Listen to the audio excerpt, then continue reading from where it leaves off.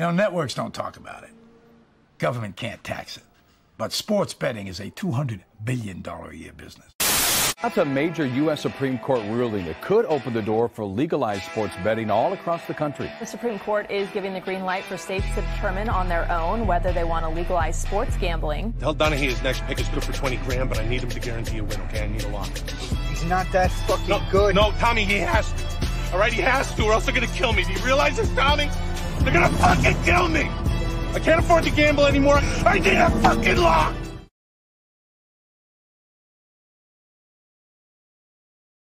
You know what time it is. Welcome on in, degenerates, nerds alike. It seems like we're getting a healthy mix of both. Obviously, no podcast this week. I was super busy. I was doing insurance compliance for 3 days. So obviously, just riveting stuff.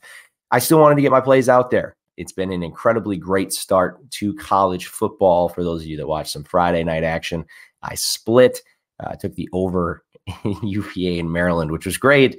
And then I took UVA live when they were up 14, and they didn't score again. So tough one there. Split, go 1-1 on Friday night, but I got quite a bit of plays for Saturday. I've got 11 games that I want to run through. I'm going to try to do this quickly, make it a little bit more rapid fire than we're used to. And we're going to start with Florida State. Florida State right now laying 24.5 against Boston College.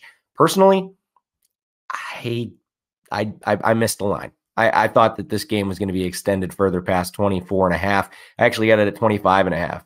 And I'll be honest, I was also wrong to not jump on the FSU hype train.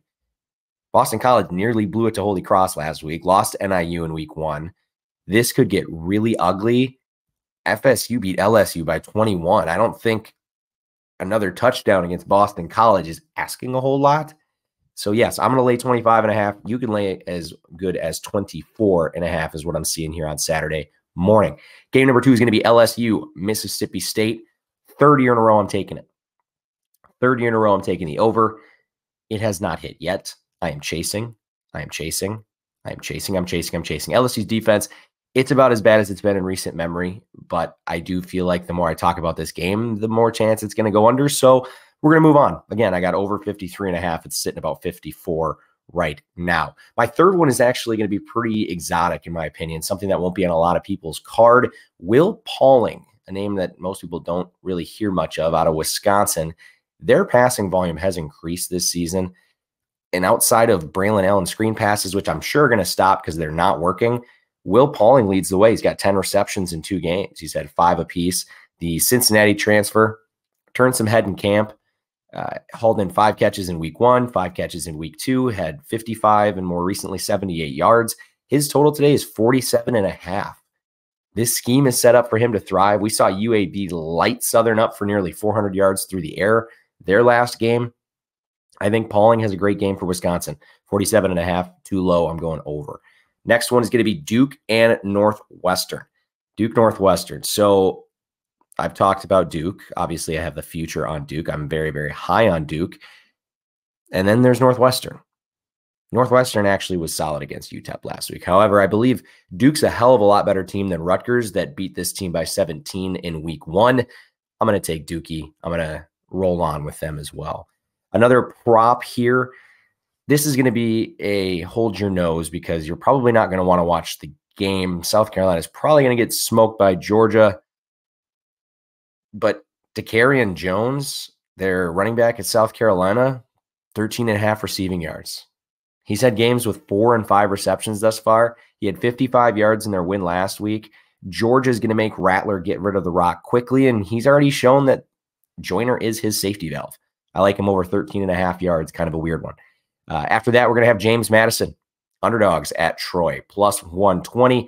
The game just made me re-mad that JMU didn't get a chance to play for a conference title against these guys last year.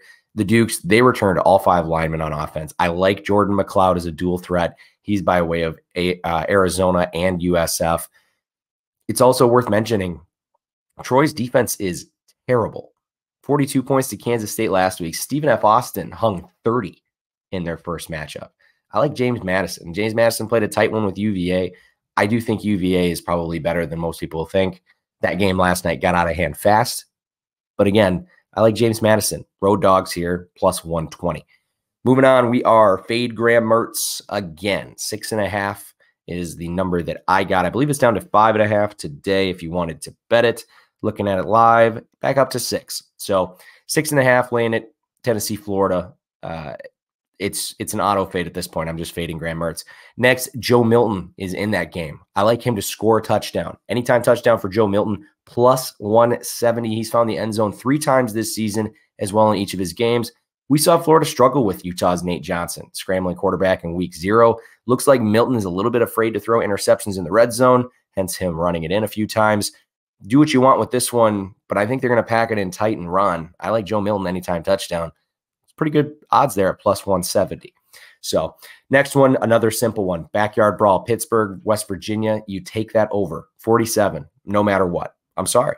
That's just how I'm playing it. Arkansas, BYU. Arkansas is part of a parlay that I'm going to get into more tomorrow. I am taking Arkansas money line today, which is 325. No one's going to take that straight up. Actually, I've seen some people take BYU on the other side, and there is a reason that I'm not laying the points. Arkansas really hasn't played up to what I thought they would be, but I do think they're a lot better than BYU. At the end of the day, it's SEC versus BYU. Do not overthink this. Arkansas is going to be just fine. I like the Hogs in that one.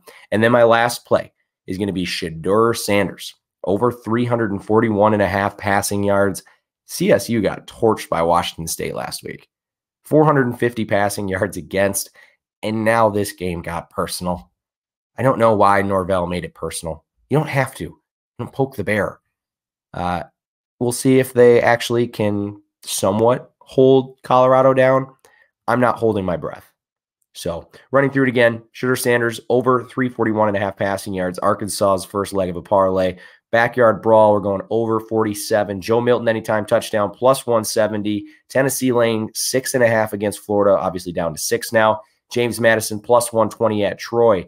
Dakarian Joyner, over 13.5 receiving yards for SC against Georgia. Duke laying 17 against Northwestern. Will Pauling over 47.5 receiving yards. LSU at Mississippi State over 53.5. And we're kicking off Florida State laying 25.5, now down to 24.5 at Boston College. Sorry, I've been kind of nasally. Been a long week. Been doing a lot of work stuff. Been talking a lot, so voice isn't amazing. Going to do this again tomorrow morning. Going to try to knock these out in less than 10 minutes, get them posted. We'll be back with a full episode of next week, so no worries on that front. Good luck to everybody this weekend. We'll talk to you again tomorrow morning.